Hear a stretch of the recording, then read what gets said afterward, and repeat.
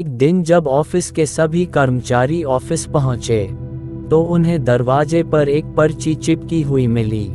उस पर लिखा था, कल उस इंसान की मौत हो गई जो कंपनी में आपकी प्रगति में बाधक था। उसे श्रद्धांजलि देने के लिए सेमिनार हॉल में एक सभा आयोजित की गई है। ठीक 11 बजे श्रद्धांजलि सभा में सबका उपस्थित होना अपेक्षित है। अपने एक सहकर्मी की मौत की खबर पढ़कर पहले तो सभी दुखी हुए, लेकिन कुछ देर बाद उन सब में ये जिज्ञासा उत्पन्न होने लगी कि आखिर वह कौन था जो उनकी और कंपनी की प्रगति में बाधक था।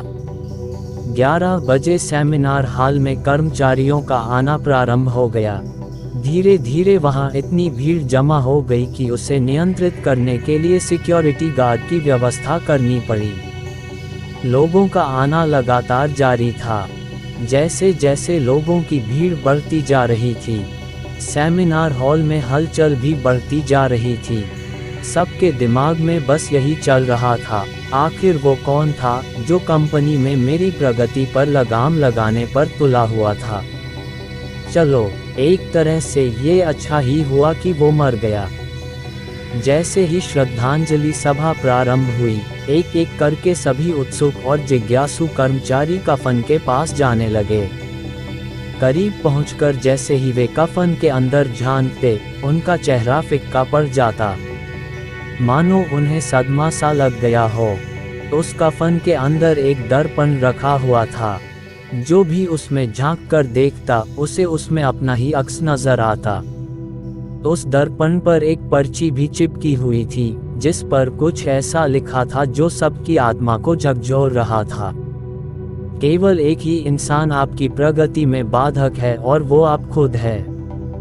आप ही वो इंसान है जो अपने जीवन में क्रांति उत्पन्न कर सकते हैं। आप ही वो इंसान है जो अपनी खुशी, अपनी समझ और अपनी सफलता को प्रभावित कर सकते हैं।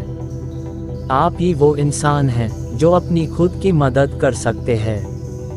आपका जीवन नहीं बदलता जब आपका बॉस बदल जाता है।